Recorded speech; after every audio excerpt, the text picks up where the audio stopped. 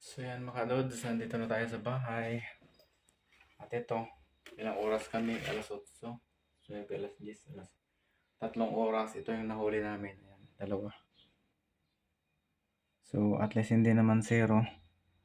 Hindi kami na zero, pero malalaki. Ayan siya.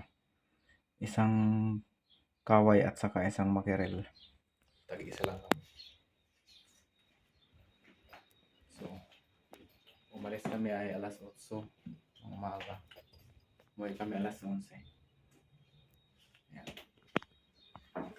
So, hindi na masama.